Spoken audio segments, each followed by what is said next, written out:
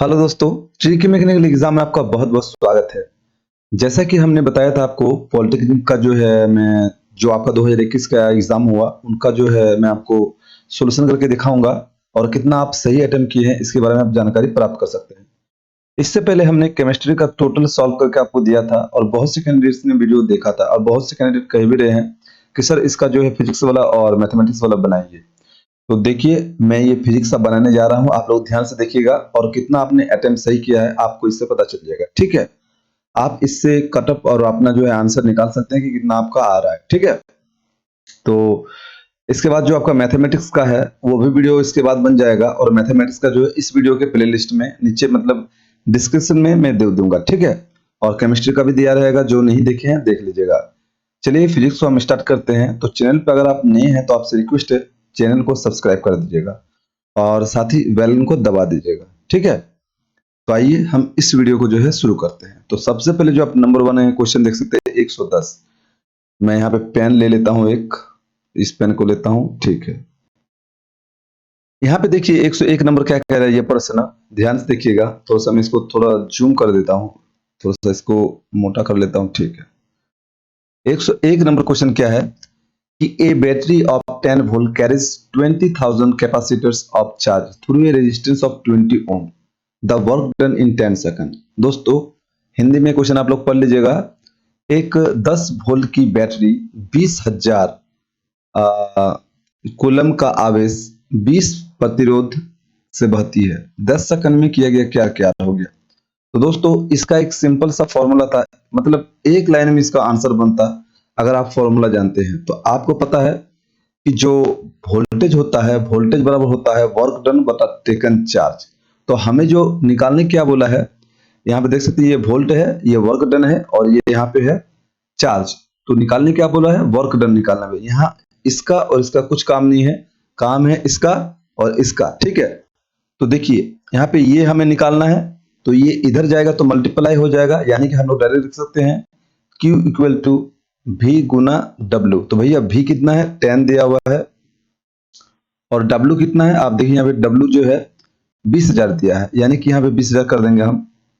ठीक है, 000। तो यहाँ पे इस प्रकार इसको गुना गुना करेंगे तो कितना हो जाएगा, एक जीरो बढ़ जाएगा। तो देखिए 1 जीरो 2 3 4 5, तो इसको हम लिख सकते हैं 2 गुना 10 का पावर 5 और ये क्या होगा जूल में होगा। तो देखिए ऑप्शन देखिए यहाँ पे सी लग रहा है, तो आपका सी ऑप्शन हो जाता है, यानी इस क्वेश्चन का सी। अभी बहुत से कैंडिडेट कहेंगे कि sir set A, set B, set C और सेट डी के लिए अलग अलग बताइए। भैया इससे आप जो मारे हैं इससे analysis A B C D चारों का हो जाएगा। आपका ऑप्शन चेक कर लीजिएगा, ऊपर नीचे होगा, ये 2 इंटू 10⁵ जूल ऊपर नीचे होगा।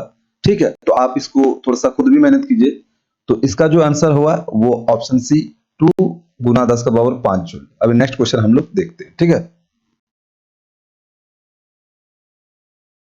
इसको मैं साइड कर लेता हूं, इसको ऊपर करता हूं थोड़ा सा। हाँ देखिए 2 नंबर क्वेश्चन लगा देता हूं मैं। ये हमारा 2 नंबर क्वेश्चन लग चुका है। ये देखिए क्या कह रहा है, two devices are connected between 2 points से A and B in parallel. The physical quantity that will remain same between the 2 points. तो क्या बोल रहा है कि दो युक्तियां हैं जिसको समांतर में A और B के बिंदु के बीच जुड़ी है, तो वो भौतिक मात्रा जो दो बिंदुओं के बीच जो है समान रहेगी। तो दोस्तों मैं आपको एक फिगर दिखाता हूं। मान लीजिए ये एक आपका कोई मतलब सर्किट है, तो मान लीजिए इसको पैरेलल, तो इसको पैरेलल अगर जोड़ेंगे तो इसको हम लोग इस प्रकार पैरेलल जोड़ सकते हैं। ध्यान से आप लोग देखिएगा, समझ जाइएगा। ठीक है, इसको पैरेलल कनेक्शन जो है इस प्रकार हम लोग कर सकते हैं। ठीक है, इस प्रकार इसको अगर R1 मानते हैं, इसको R2 मान लेते हैं, मान लेते हैं। दोस्तों इसमें जो धारा प्रभावित होगा वो दोनों दिशा में बढ़ जाएगी, मतलब इसमें I1 और इस पे I2। लेकिन वोल्टेज जो है वो कांस्टेंट रहेगा, यानी वोल्टेज जो है नहीं बदलेगा। लेकिन पैरेलल केस में करंट कांस्टेंट रहता है और जो है सॉरी सीरीज कनेक्शन में आपका जो है वोल्टेज वेरी करता है और जो है ये आपका करंट जो है सेम रहता है। लेकिन यहाँ पे क्या बोल रहा है, यहाँ पे बोल रहा है समांतर के लिए। तो दोस्तों यहाँ पे समांतर के लिए वोल्टेज कांस्टेंट है, तो जो समान भौतिक राशि रहेगी वो अपना जो रहेगी वोल्टेज।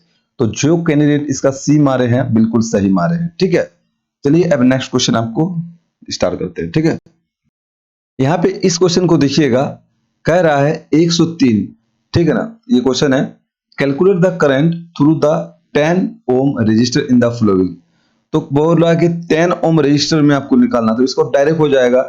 देखिए अब करंट को इसको जैसे भरेंगे तो वोल्टेज इसमें भी समान होगा, वोल्टेज इसमें भी समान होगा, वोल्टेज इसमें भी समान होगा, क्योंकि इससे ऊपर वाला क्वेश्चन हम लोग बनाए कि जब पैरेलल कनेक्शन में रहेगा तो वोल्टेज जो है तीनों में समान में बटेगा। तो क्या बोल रहा है 10 वाला ओम इस पे, है ना। तो हम लोग ओम्स के नियम पे क्या जानते हैं कि V equal to I R होता है, आप लोग जानते होंगे। तो निकालना क्या है, करंट निकालना है, ठीक है।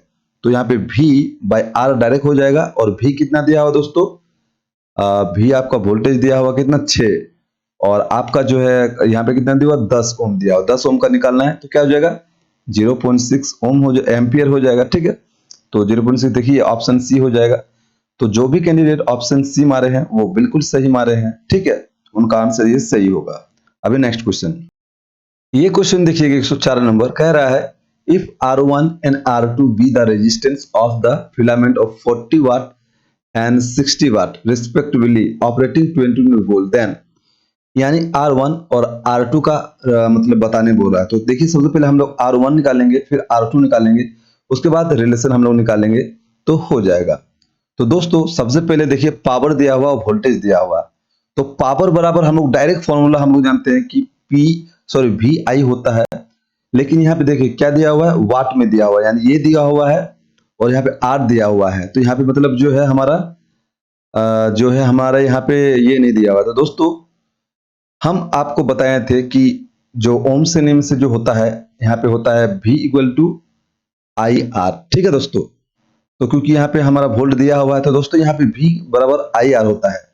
तो I का वैल्यू निकाल देंगे हम लोग, तो I बराबर क्या हो जाएगा, V बटा आर हो जाएगा। तो दोस्तों यहाँ पे I का वैल्यू डाल देते हैं हम, तो डायरेक्ट क्या हो जाएगा V स्क्वायर बटा आर, ठीक है। यानी कि P हमारा निकल गया V स्क्वायर बटा आर। इतना दूर तो आप समझ गए फॉर्मूला कैसे आया। अब देखिए इस फॉर्मूला से हम लोग बनाएंगे किस चीज को, ठीक है। तो सबसे पहले एक नंबर यहाँ देखिए, पावर एक दिया हुआ, दो केस है, R1 के लिए अलग है, R2 के लिए अलग है। अगर इसको इधर ले जाएंगे तो इधर R हो जाएगा, इधर क्या हो जाएगा दोस्तों V2 बटा P, ठीक है, इस प्रकार हो जाएगा। ये आप समझ रहे हैं भली बात ही। अभी देखिए हम लोग R1 निकालते हैं, ठीक है ना। तो R1 निकालने के लिए क्या करेंगे, V स्क्वायर कितना दिया हुआ है, यानी कि देख सकते हैं 22, या फिर आप डायरेक्ट RP से भी कर सकते हैं इस प्रकार। हाँ RP बराबर दिया हुआ इतना। तो देखिए इसको मैं ये फॉर्मूला को डायरेक्ट यूटिलाइज करता हूँ, यानी यहाँ पे डायरेक्ट इसको इस प्रकार लिख सकते हैं RP बराबर V स्क्वायर, ठीक है। अभी थोड़ा सा ध्यान दीजिएगा, ये फॉर्मूला हो गया। तो दोस्तों देखिए R कितना है, R के लिए R1, और यहाँ पे V है, P1 कितना दिया हुआ है, P1 इसको हम लिख लेते हैं, ठीक है ना, इसको P1। तो P1 कितना दिया है 40, एक को करते हैं, और ये बराबर क्या है V, क्योंकि वोल्टेज जो है ये कांस्टेंट है, इसलिए इसको हम वैल्यू नहीं डालेंगे, इसको इक्वलाइज कर देंगे। उसके बाद उसी प्रकार ये तो 1 के लिए हो गया, 2 के लिए क्या होगा 60, R2 बराबर क्या हो जाएगा आपका, आपका इसमें जो हो जाएगा, इसमें भी V स्क्वायर, क्योंकि वोल्टेज सेम है। दोस्तों ये भी समान है, ये भी समान है, तो ये इसके इक्वलाइज हो जाएगा। यानी यहाँ पे हम लिख सकते हैं 40R1 इक्वल टू 60R2। अभी एक एक जीरो कैंसिल आउट हो गया। अब रेशियो अगर निकालेंगे इसका, तो देखिए यहाँ पे क्या होगा R1 बटा R2, यानी कि R2 इधर चल जाएगा, तो इधर क्या हो जाएगा, इसको और कर सकते हैं 2 और इसको 3, तो डायरेक्ट ये 3 बटा 2 हो जाएगा। इतना दूर आपको समझ में आ गया। अब इस इक्वेशन में आप देखिए कि कौन बड़ा है। तो दोस्तों यहाँ से आप क्लियरली देख पाएंगे कि R1 3 है, R1 का वैल्यू 3 है और R2 का वैल्यू 2 है। तो कौन बड़ा है, R1 बड़ा है, यानी कि R1 बड़ा है। तो देखिए ऑप्शन में R1 जो बड़ा है, तो देखिए R1 बड़ा है R2 से, तो ऑप्शन डी इसका सही हो जाएगा, R1 is greater than R2, क्योंकि R1 का वैल्यू आया है 3 और R2 का वैल्यू आया है 2, इसलिए जो है इसका ऑप्शन डी सही आंसर है। अभी हम लोग 105 नंबर क्वेश्चन को देखते हैं। आप लोग इस क्वेश्चन को देखिएगा, what is the maximum resistance which can be made using 5 register each of 1/5 ओम। तो दोस्तों देखिए हिंदी में आप लोग पढ़ लीजिएगा, आसान क्वेश्चन है।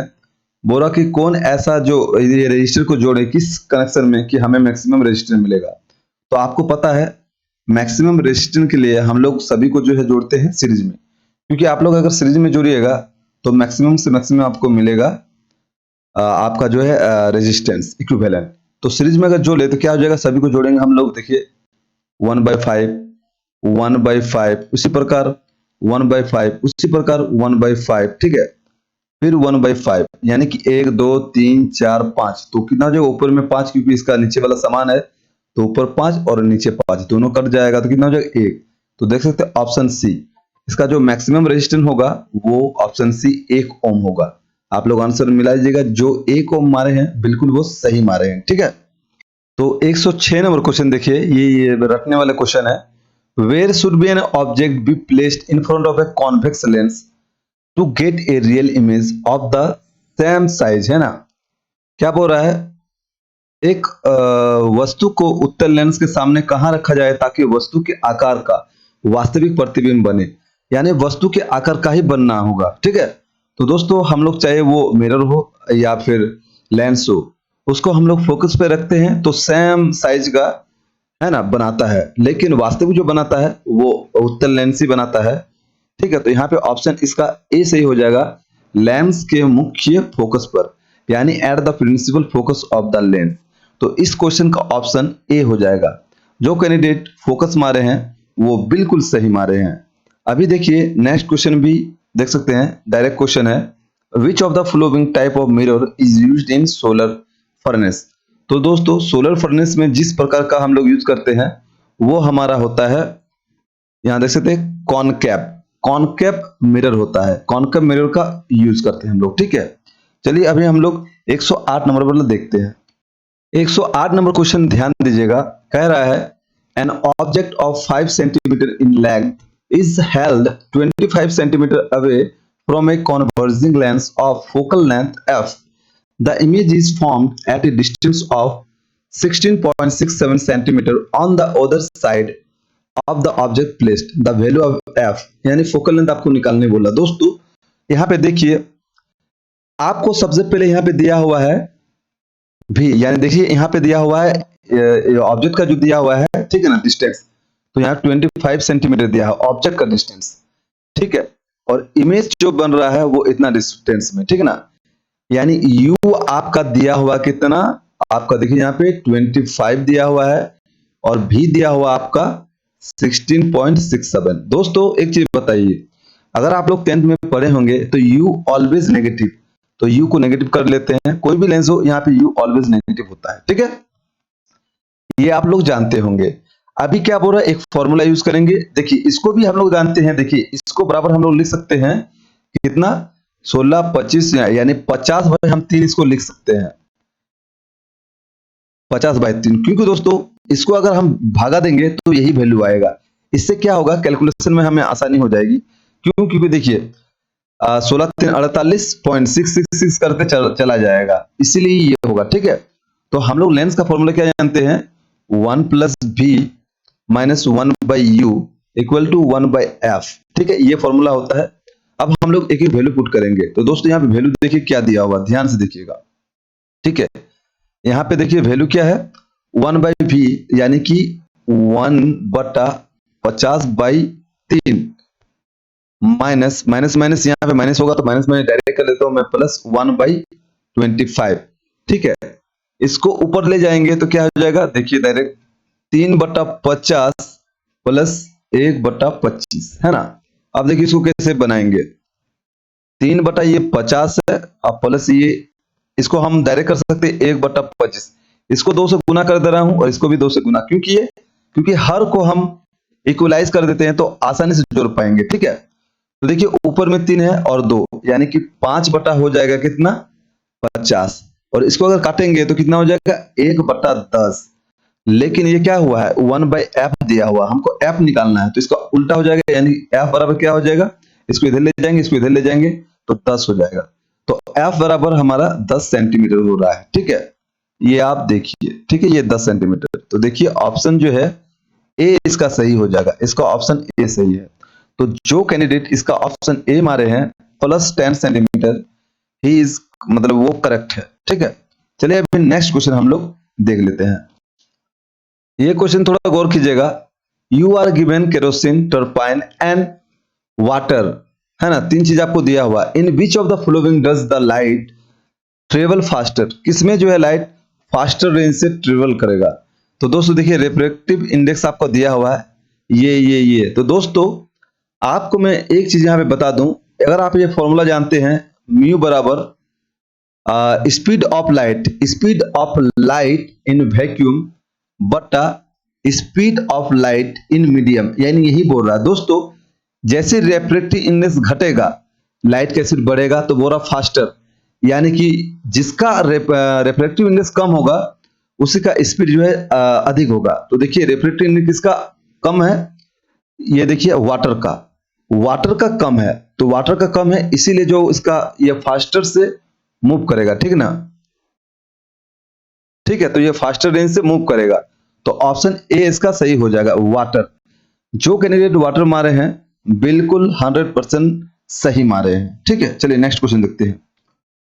ये क्वेश्चन देखिए 116 नंबर, ठीक है। क्या कह रहा है, which one of the following is not attracted by a magnet, इनमें से कौन सा है जो मैग्नेट के द्वारा अट्रैक्ट नहीं किया जाएगा। तो दोस्तों ब्रास है, पीतल, जो कैंडिडेट पीतल मारे हैं वो बिल्कुल सही मारे हैं। Next question, when a straight conductor is carrying current then what happen, बोल रहा है जब एक सीधा चालक किसी विद्युत वाहन करता है तो वो, ऑप्शन है there are circular magnetic field lines around it, there are magnetic field lines parallel to the conductor, there are no magnetic lines, none of above. तो दोस्तों ऑप्शन ए जो हमारे हैं, there are circular magnetic field lines around it, ठीक है।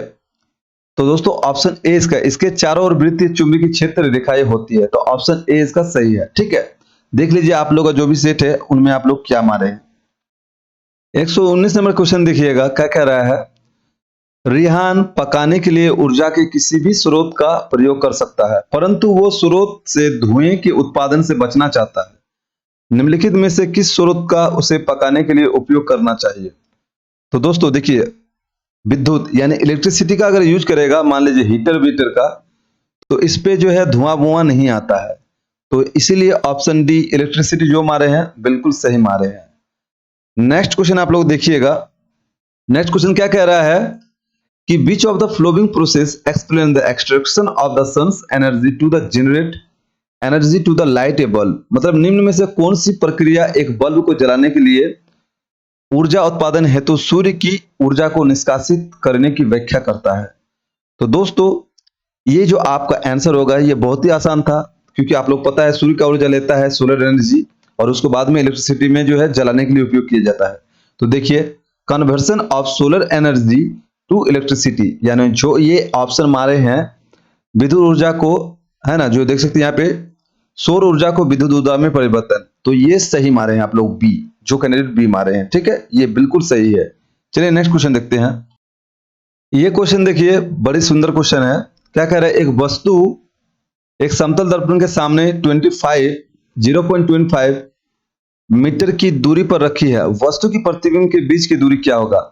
तो समतल दर्पण बोल रहा है, तो दोस्तों दुगुना चाल से बढ़ जाता है, तो दिया हुआ इतना, तो वो दुगुना चाल से हो जाएगा, यानी दूरी उसका दुगुना हो जाएगी, यानी कि 0.525 दिया हुआ है, यानी तो क्या हो जाएगा 0.50 हो जाएगा, यानी ऑप्शन इसका डी सही हो जाएगा, ठीक है। जो कैंडिडेट ऑप्शन डी मारे हैं बिल्कुल सही है ना। अभी नेक्स्ट क्वेश्चन देखिए क्या कह रहा है ये, the angle of incident for a ray of light having zero reflection angle, क्या कह रहा है, शून्य परावर्तन कोण वाले प्रकाश की एक किरण हेतु आपतन कोण, तो परावर्तन कोण 0 है तो आपतन कोण भी 0 होगा, कोई इशू नहीं है, यानी ऑप्शन ए जो 0 मारे हैं बिल्कुल सही मारे हैं। ये क्वेश्चन को आप लोग ध्यान दीजिएगा, the nature of image formed by a convex mirror when the object distance from the mirror is less than the distance between the pole and focal point of the mirror would be. यहाँ पे जान लीजिए एक उत्तल दर्पण द्वारा बने प्रतिबिंब की प्रकृति जब दर्पण से वस्तु की दूरी ध्रुव और फोकस बिंदु के बीच की दूरी से कम हो, तो दोस्तों सीधी से इसका आंसर होगा ऑप्शन डी, है ना। जब फोकस, आपको पता है फोकस और पोल के बीच रखा जाता है कोई वस्तु, है ना, तब ये केस जो बनता है उत्तल में हमेशा आभासी बनता है, लेकिन कंफ्यूजन है, देखिए ऑप्शन सी भी दिया हुआ है, यहाँ पे कंफ्यूजन आप कर सकते हैं छोटा और बड़ा में।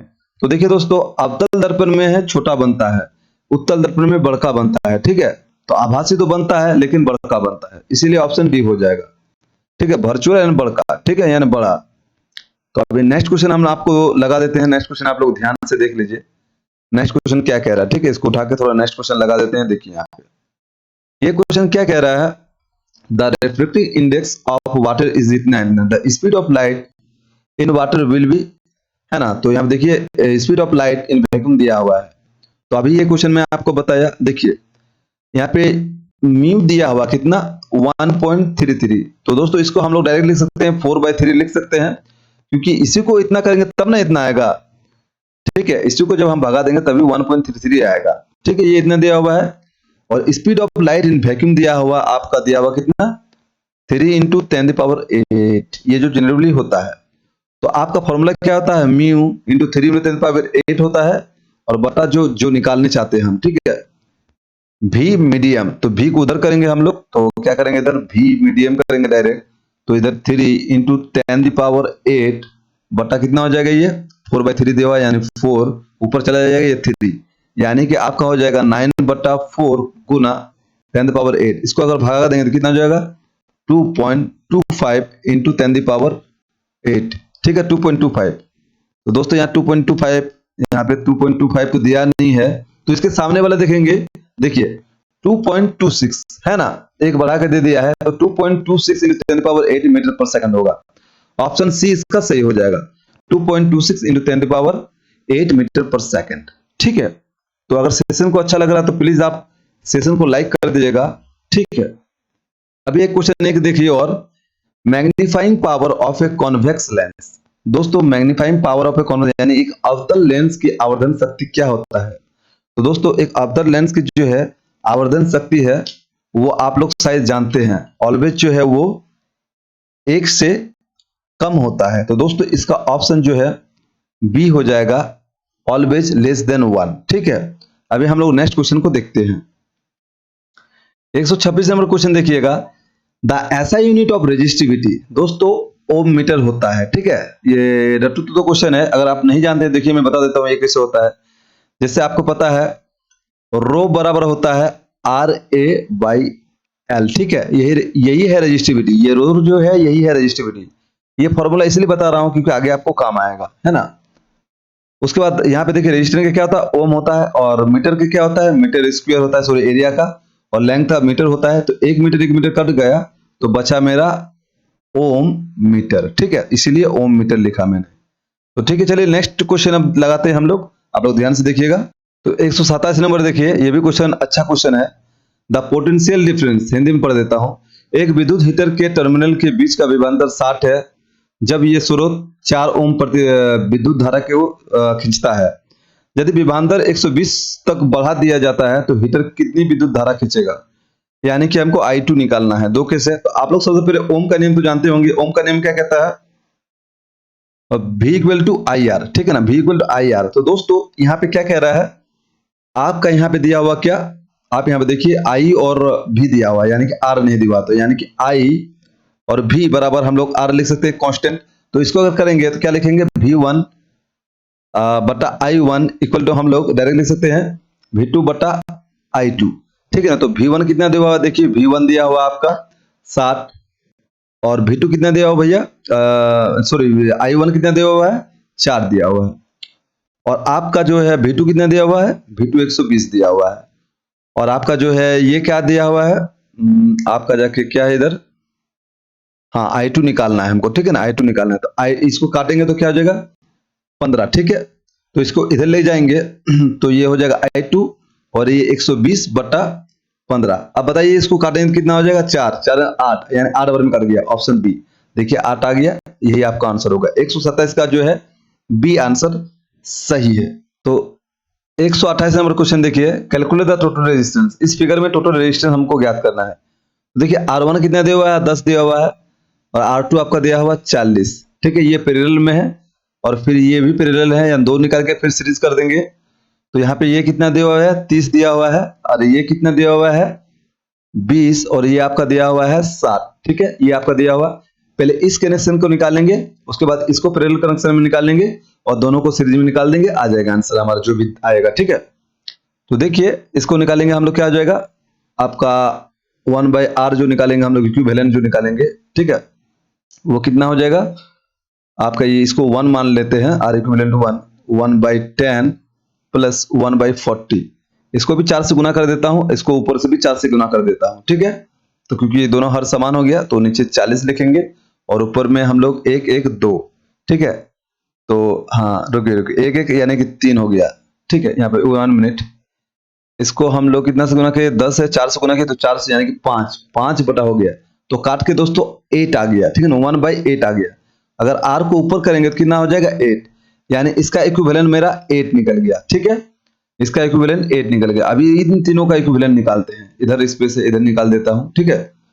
तो 1/30 प्लस 1/20 प्लस 1/60, ठीक है। ऐसा एलसीएम लेंगे कि नीचे 60 हो जाए, तो इसको 2 से गुना कर दे रहे हैं तो ऊपर भी 2 से गुना करेंगे 60 हो जाएगा।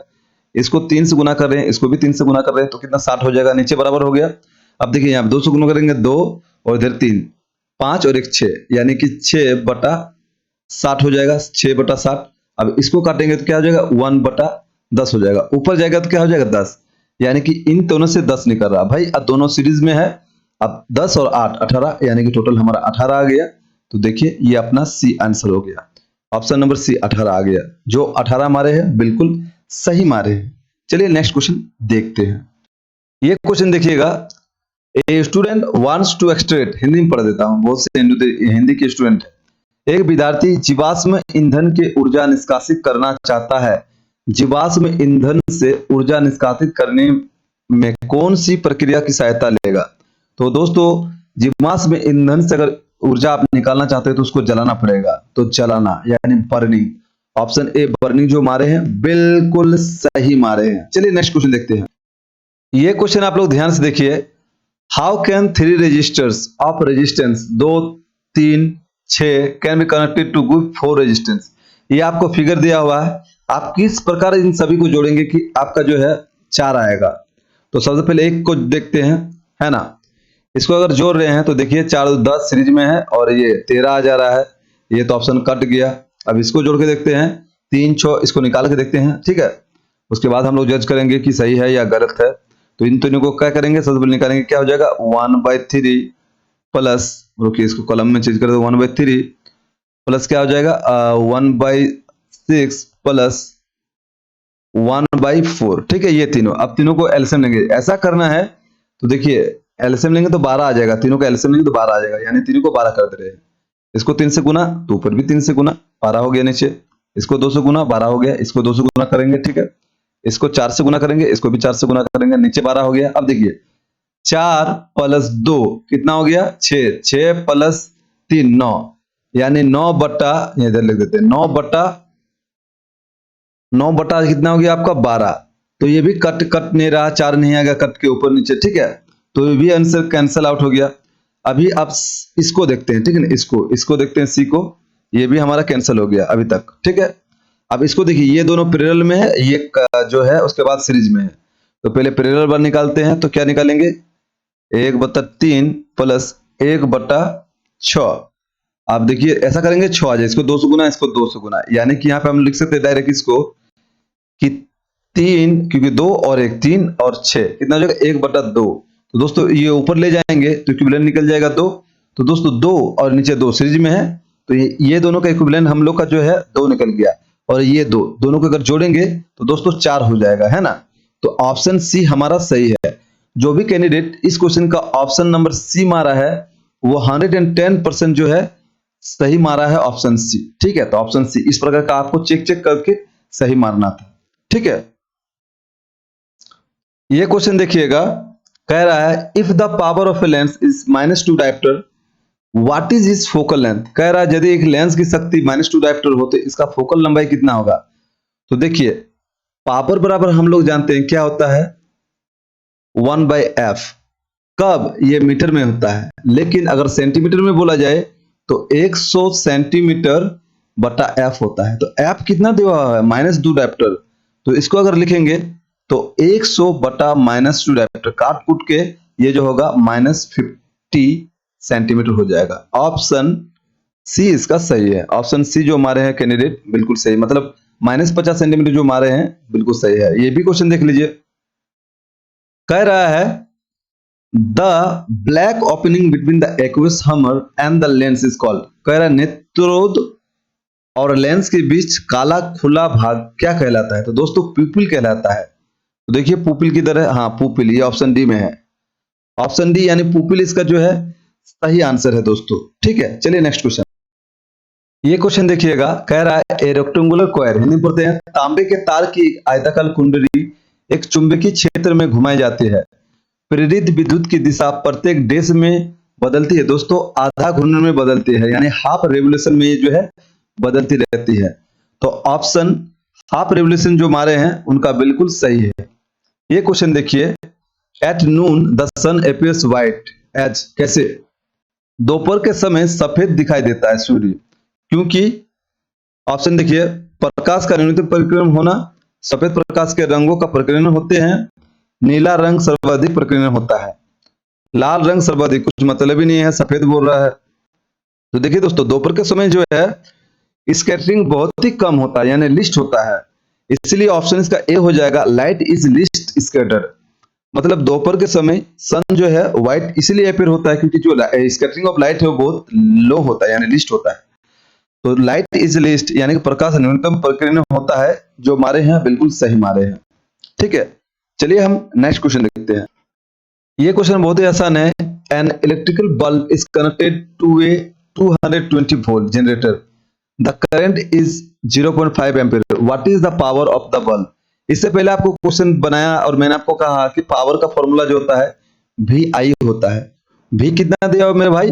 220। ठीक है, 220 दिया हुआ है और यहाँ पे करंट 5 दिया है। 5 को यहाँ पे लिख सकते हैं 0 बाई इतना, ठीक है ना, 1 0 कट गया यानी 110 हो गया हमारा। तो देखिए 110 यानी बी जो मारा है वो बिल्कुल सही मारा है। नेक्स्ट क्वेश्चन देखिए, कह रहा है विद्युत के चुंबकीय प्रभाव की खोज किसके द्वारा किया गया? तो दोस्तों ऑरस्टेड, ऑप्शन ए ऑरस्टेड जो मारा है बिल्कुल सही मारे हैं। अभी ये क्वेश्चन देखिए 140 number, which of the following mirror is used by a dentist to examine a small cavity, यानी छोटी छोटी कैविटी को देखने के लिए। तो दोस्तों इसका जो है कॉनकेव मिरर का प्रयोग करता है। तो ऑप्शन सी कॉनकेव मिरर जो मारे हैं वो 110% सही मारे हैं। चलिए नेक्स्ट क्वेश्चन देखते हैं। दोस्तों 141 नंबर क्वेश्चन देखिए, when light rays enter the I most of the refraction occurs eight, ठीक है, रिफ्रैक्शन जो होता है कहाँ होता है?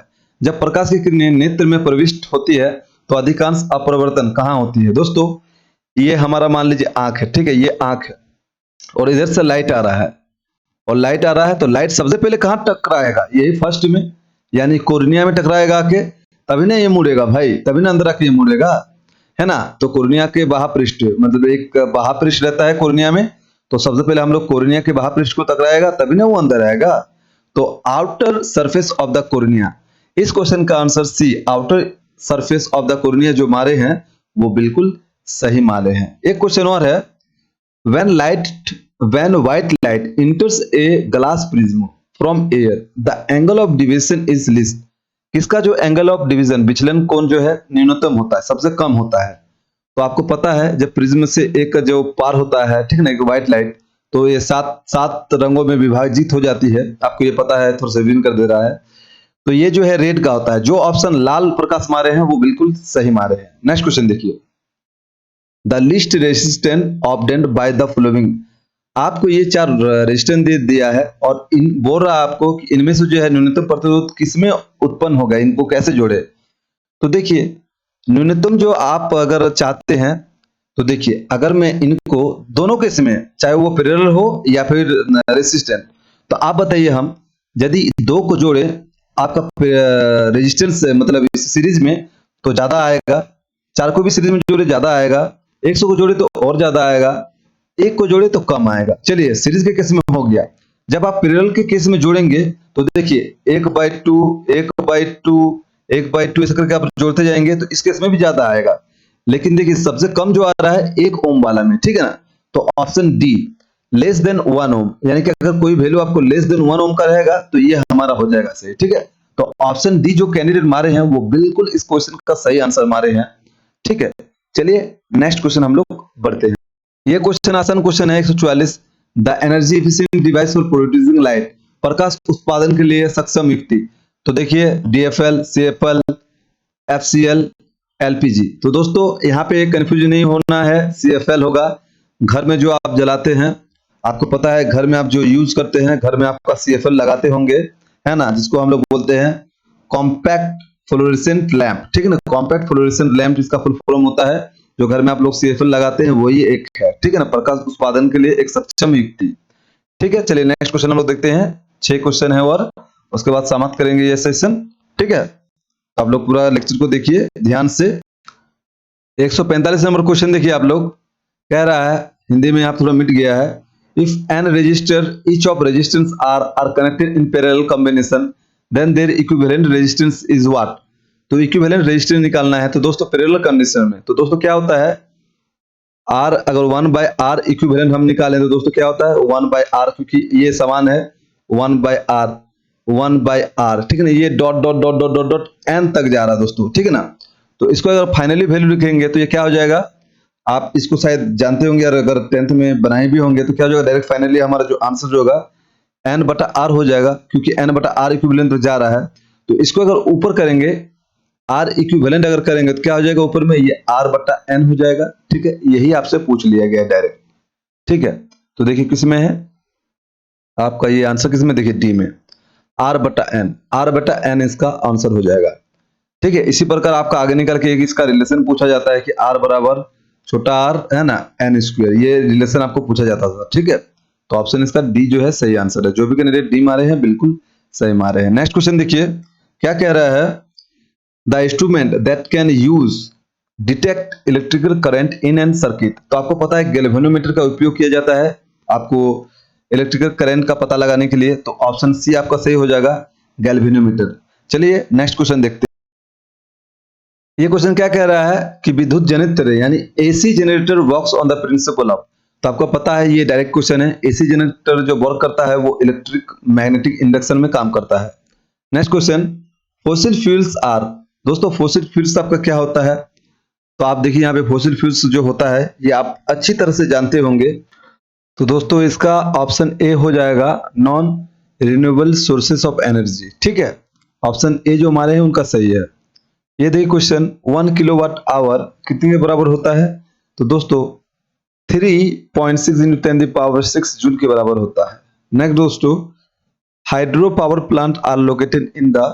तो दोस्तों हाइड्रो पावर जो प्लांट होता है वो हिली ट्रेन्स पे जो रहती है, ऑप्शन बी, यानी पर्वतीय भूखंड पे। ठीक है, तो ऑप्शन बी इसका जो है सही आंसर हो जाएगा। तो ये जो क्वेश्चन अटेम्प्ट किए हैं उनका परफेक्ट और सही है।